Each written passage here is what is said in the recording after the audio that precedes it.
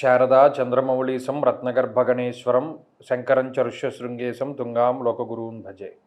శృంగేరి శారదాపీఠ ఉభయ జగద్గురువుల యొక్క పాదపద్మాలకి నమస్కారం చేసుకుంటూ, అలాగే జ్యోతిష్ శాస్త్రాన్ని భావితరాల వారికి ప్రసాదించిన ఋషుల యొక్క పాదపద్మాలకి నమస్కారం చేసుకుంటూ, నాకు ఈ జ్యోతిష విద్యను నేర్పిన గురువర్యులు జ్యోతిష బ్రహ్మ కీర్తిశేషులు శ్రీ ఈరంకి సూర్యనారాయణమూర్తి గారు, సూర్యశ్రీ దైవజ్ఞ గారి యొక్క పాదపద్మాలకి నమస్కారం చేసుకుంటూ, ఓం శ్రీ మహాగణాధిపతి నమః, శ్రీ గురుభ్యో నమః, హరి ఓం. వీక్షకులందరికీ నమస్కారం. తులారాశి వారికి సెప్టెంబర్ మాసం మధ్యస్థమైనటువంటి మాసంగానే చెప్పవచ్చును.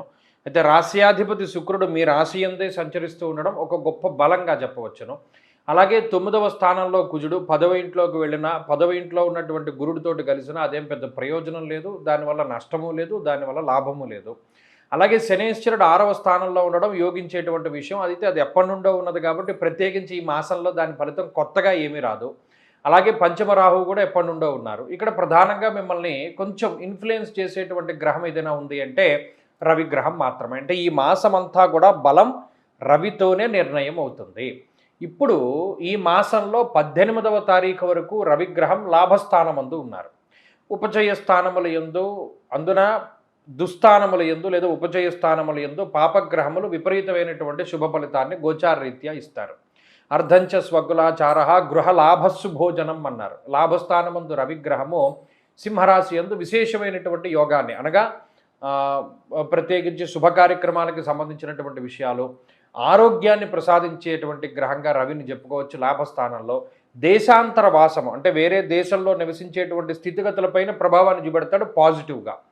అలాగే మీకన్నా వయసులో పెద్దగా ఉండేటువంటి కుటుంబ సభ్యులపైన, అన్నగారిపైన, ఇటువంటి వాటిపైన కూడా రవి ప్రభావాన్ని చూపిస్తూ వారికి సంబంధించినటువంటి ఆరోగ్య పరిస్థితులు ఇవన్నీ కూడా బాగుండేలా చేస్తారు. అలాగే గృహలాభస్సు భోజనము అంటే ఏదైనా భూ సంబంధమైనటువంటి క్రయ విక్రయాలు లేదా గృహము, వాహనము, ఇటువంటి వాటికి సంబంధించినటువంటి అమ్మకాలు, కొనుగోలు ఇవన్నీ కూడా చాలా బాగుండేలాగా రవిగ్రహం ఫలితాన్ని ఇస్తారు. ఎందుకు రవిని బట్టే వెళ్ళవలసి వస్తోంది అంటే మిగతా గ్రహాలు ఇవి కూడా పెద్ద చెప్పుకోదగ్గ స్థానాల్లో మార్పులు కావు.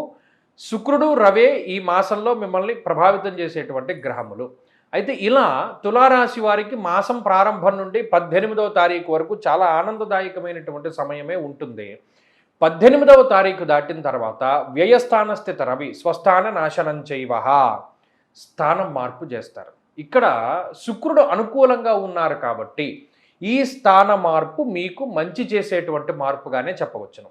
ఉద్యోగపరంగా మార్పు అవ్వచ్చు, ప్రయాణాలు చేయవలసి రావచ్చు, ఒక రాష్ట్రం నుండి వేరే రాష్ట్రానికి, ఒక దేశం నుండి వేరే దేశానికి, లేదా ఒక కంపెనీ నుండి వేరే కంపెనీకి మారినా ఆశ్చర్యపోనక్కర్లేదు. ఇది ఆకస్మికమైనటువంటి మార్పు, అంటే ఇది ఊహించినటువంటిది. కొంతమందిలో ఇది రావచ్చు అనేటువంటి భావన ఉంటుంది, కానీ చాలా వరకు ఊహించినటువంటి మార్పుగానే చెప్పవచ్చును. కాబట్టి ఇక్కడ స్థాన మార్పు అనేటువంటిది కనబడుతూ ఉన్నది, ఖర్చు అనేటువంటిది కనబడుతూ ఉన్నది, వ్యయ ప్రయాసలు ఎక్కువగా ఉంటూ ఉండడాన్ని కూడా గమనించవచ్చు. అనగా ఈ నెలలో చివరి 10-12 రోజులు మాత్రం కొంత ఎక్కువగా శారీరక శ్రమ పడవలసి ఉంటుంది, ఎక్కువ మానసికమైనటువంటి శ్రమ పడవలసి ఉంటుంది. కానీ ఇవేమి ఇబ్బందులు కాదు, దోషాలు కాదు.